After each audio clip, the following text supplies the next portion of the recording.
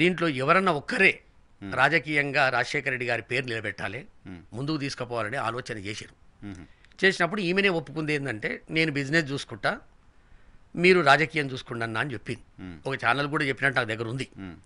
దాని తర్వాత ఈమె బిజినెస్ చూసుకుంటుంది, ఆయన రాజకీయాల లోపల నల్ల కాలువలు ఇచ్చిన మాటకు ఎన్ని రకాల ఇబ్బందులు పడాలని అని పడి ఆయన మాటలు పెట్టుకునే ప్రయత్నం చేశాడు. అక్కడ కూడా మరి ఈమె మనసులో ఏముందో తెలియదు. సోనియా గాంధీ గారు ఈ ఓదార్పు యాత్రను ఆపమన్నారు. ఆపమన్నాక వీళ్ళు ఏమన్నారంటే లేదమ్మా అట్లా పద్ధతి కాదన్నప్పుడు నువ్వు మీ అమ్మ ఇద్దరు రండి అని చెప్పి ఇద్దరికి అపాయింట్మెంట్ ఇచ్చారు. విజయమ్మ గారికి అండ్ వైఎస్ జగన్మోహన్ రెడ్డి గారికి. మీరు మీ అమ్మగారు ఇద్దరు రండి, మనం కూర్చొని మాట్లాడదామని అపాయింట్మెంట్ ఇచ్చారు. అక్కడనే షర్మిలమ్మ గారి నియతి ఏందో బయటపడ్డది.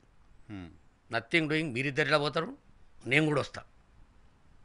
ఇప్పుడు పిలిచి మాట్లాడడానికి మీ సకుటుంబ సమేతంగా రండి అయ్యా, మిస్టర్ అండ్ మిస్సెస్ రండి, మీ అల్లుని తీసుకురండి, నీ బిడ్డని తీసుకురండి, బిడ్డ పిల్లలని తీసుకురండి, కొడుకు పిల్లలని తీసుకురండి ఎవరు అని అంటారా? రాజకీయంగా ఒక నిర్ణయం తీసుకునేది ఉంది. మీరు ఓదార్పు చేయొద్దు, మీరందరూ కలిసి ఒక జిల్లాలో ఒక హాల్లో పిలిపించి వాళ్ళకి ఏమైనా సాయం చేయాలంటే చేసుకోండి, వాళ్ళని ఓదార్చుండి అని చెప్పడానికి విజయమ్మ గారిని జగన్మోహన్ రెడ్డి గారిని రమ్మన్నారు. అక్కడనే ఈమె ఎంత అంటే నీచ బుద్ధి, అంటే ఆమెకు మెంటల్గా ఎడైన ఎజెండా ఉంది ఆమెకు.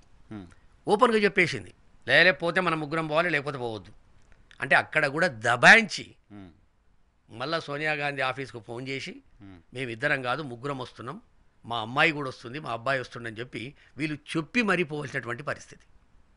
సరే ఆడిపోయిన తర్వాత మనకు అందరికీ తెలుసు ఆమె లేదు ఇట్లా మాత్రమే చేయాలి, లేకపోతే చేయొద్దు, మీరు ఇబ్బందులు పడతారు అనే మాట చెప్పినప్పుడు ఈమెనే మొట్టమొదటి లేచింది. సోనియా గాంధీ కూర్చొని లేచింది. అంటే లేవడం అంటే ఏంది, ఇక మీరెంత అని ధనాదన్ చేశారు, ప్రెస్కు చెప్పకుండా కార్లెక్కి వచ్చేసారు. అక్కడ నుంచే ఆమె మైండ్లో ఏదో చెడు ఆలోచన ఉన్నది. ఇదే ఇక పెత్తనం కావాలి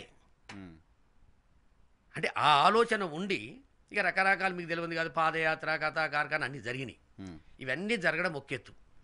అసలు జగన్మోహన్ రెడ్డి గారి గురించి తెలంగాణలో ఏ రోజన్నా నువ్వు 3 సంవత్సరాలల్లా మా అన్న నన్ను ఇబ్బంది పెట్టిండు అని నువ్వు అన్నావా? నువ్వు విభేదించినా అని అన్నావా? కొన్ని ప్రశ్నలకు ఏం జవాబు చెప్పినావు నువ్వు? నేను మా అన్నతోటి విభేదిస్తే నేను ఆంధ్రప్రదేశ్లో పార్టీ పెడుతుంటే తెలంగాణలో ఎందుకు పెడుతున్నాను? నేను తెలంగాణ బిడ్డను ఉన్నావు, తెలంగాణ కోడలను ఉన్నావు, ఇవన్నీ చెప్పుకుంటూ వచ్చినావు. ఇవాళ నువ్వు ఆంధ్రప్రదేశ్కి పోయిన తర్వాత మీ అన్న మీద ఒంటి కాలు మీద ఎందుకు లేస్తున్నావు? నేను మాట్లాడడానికి కారణం అదే. ఓకే, తెలంగాణలో 100 మంది కరోనా ఎఫెక్ట్ అయితే నీ ఖమ్మం సంకల్ప సభలో మేము వద్దని చెప్పినాం.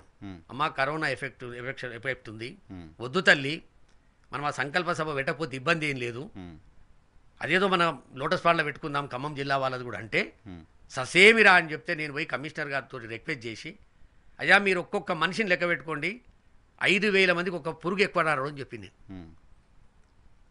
అందులో అసూలు వాసిరు కరోనా వచ్చి గున్నం నాగిరెడ్డి గారు చనిపోయాడు. మందడుపు వెంకటరామరెడ్డి గారు 40 లక్షలు ఖర్చు పెట్టుకొని ఇప్పుడు బతికున్నాడు. కనీసం ఎవరినన్నా నువ్వు పరామర్శించినవా? గున్నం నాగిరెడ్డి గారి దగ్గరికి పోవడానికి ఆయన రాజశేఖర రెడ్డి గారికి శిష్యుడు, కడప జిల్లాకు సూపరింటెండెంట్గా పనిచేసాడు ఎక్సైజ్ దానికి. జగన్మోహన్ రెడ్డి గారు ఉన్నప్పుడు ఖమ్మం జిల్లా ఇన్ఛార్జ్ ఉన్నాడు.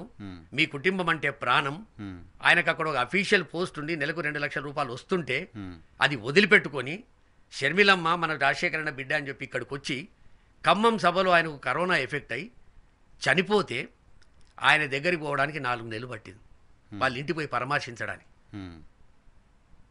మన వల్ల చనిపోతే నాకు కరోనా వచ్చింది, నేను అపోలో హాస్పిటల్లో జాయిన్ అయినా, వాళ్ళు ఎవరిని నువ్వు పట్టించుకోకపోతివి. సరే అది వదిలిపెడదాం. తర్వాత పార్టీలో పనిచేసిన ఎవరితోటి పలకరియకపోతివి. ఇటువంటి కార్యక్రమాలు చేసుకుంటా తెలంగాణలో ఉన్నప్పుడు మా అన్నతోటి ఇబ్బందులు ఉన్నాయని కానీ, సాక్షిలో నాకు సగ భాగం ఉందని కానీ, మా ఆస్తుల పంచాయతీ ఉందని కానీ, నాకు రాజ్యసభ మెంబర్ ఇయ్యలేదని కానీ, నన్ను వాడుకొని వదిలిపెట్టిండని కానీ, పాదయాత్ర చేస్తే కనీసం ఇజ్జత్ ఇయ్యలేదు కానీ తెలంగాణలో ఒక్క నుడుగు మాట్లాడకపోతేవేను అంటే ఇక్కడ అవసరం లేదుగా, ఇక్కడ జగన్మోహన్ రెడ్డి గారు ముఖ్యమంత్రి కాదు మరి అందుకే నేను చెప్పింది. ఊసర వెళ్ళి కూడా సిగ్గుపడుతుందని చెప్పడానికి కారణం గదే. ఇప్పుడు ఇక్కడ తెలంగాణలో పాదయాత్ర చేస్తున్నప్పుడు, తెలంగాణలో రాజకీయం చేస్తున్నప్పుడు జగన్మోహన్ రెడ్డి గారి గురించి మాట్లాడడానికి ఏముంటుంది? అడిగిర్రు కదా ఆ, మీలాంటి సీనియర్ జర్నలిస్టులు, అమ్మ మరి నువ్వు ఇక్కడెందుకు పాకులాడుతున్నావు, ఉమ్. మరి అక్కడ ఆంధ్రప్రదేశ్లో నీకు వెయ్యి చేసుకోవచ్చు కదా, నువ్వు ఆంధ్ర కదా అని చెప్పి అడిగిరు. సో అప్పుడు గొడవలేం లేవు అని చెప్పారు ఆవిడ. లేదు ఆ. లేకుండా ఇంకొక మంచి చక్కటి మాట ఏం చెప్పింది ఎరకనా, ఉమ్, ఒక భార్య నన్ను పెళ్లి చేసుకోవాలంటే ఒక 5 మంది 6 మంది ఆడవిళ్ళని చూస్తాం మనం. ఉమ్, ఎవరు మన గుణగాలకు మంచిగా ఉంటారు, ఎవరు అందంగా ఉంటారు, ఎట్లుంటారు అని చూజ్ చేసుకునే ఛాన్స్ ఉంటుంది. ఉమ్, ఒక స్నేహితుడిని చేసుకోవాలంటే ఒక 10 మందితో స్నేహితుని చేసి ఒక 2-3 మంచి వాళ్ళని స్నేహితులను చేసుకోగలుగుతాం. ఉమ్, కానీ ఒక్క కడుపులో పుట్టడం అనేది దేవుని నిర్ణయం అని కూడా చెప్తివే. ఉమ్, అంటే ఏంది, నేను మా అన్న ఒక్క కడుపులో పుట్టినాం, ఉమ్, ఇది దేవుని నిర్ణయం, మాకెందుకు విభేదాలు ఉంటాయని చెప్పి ఈ కథ కూడా చెప్తివి కదా నువ్వు. ఉమ్, ఇక్కడ లేని జగన్మోహన్ రెడ్డి గారికి నీకు విభేదాలు లేవని ఇక్కడ లేనప్పుడు నువ్వు అక్కడికి ఎందుకు పోయినావు? ఉమ్, నీకు చేత కాదు, Hmm. పార్టీని క్లోజ్ చేసి ఉమ్, ఈసారి నిలబడం, ఉమ్, రేపు గ్రామ పంచాయతీ ఎన్నికల నుంచి స్టార్ట్ చేద్దాం. నువ్వు నిక్కాసైన నాయకురాలువే అయితే, నువ్వు ఎవరినో బ్లాక్మెయిల్ చేయడానికి తెలంగాణలో పార్టీ పెట్టకున్నట్టయితే ఎవరిని బ్లాక్మెయిల్ చేయడానికి పెట్టారు? జగన్ గారిని ఎట్లా? ఇదే కదా ఇప్పుడు ఈ నలుగురు పెద్ద మనుషులు ఎవరైతుర్రో, ఆ, brother Anil Kumar and team, um, వీళ్ళు ఏం చేశారంటే నరసింహారావు గారు, ఉమ్, కరెక్ట్ 3 నెలలు అయింది జగన్మోహన్ రెడ్డి గారు ప్రమాణ స్వీకారం చేసి. ఉమ్, వీళ్ళు ఇంట గుసగుసలు స్టార్ట్ అయినాయి లోటస్ పండ్ల. ఉమ్, వీళ్ళు నలుగురు రోజు రావడం, కూర్చోవడం, మాట్లాడడం, ఏవో ఒక 5 నుంచి 6 ఫైళ్ళు తయారు చేశారు. ఉమ్,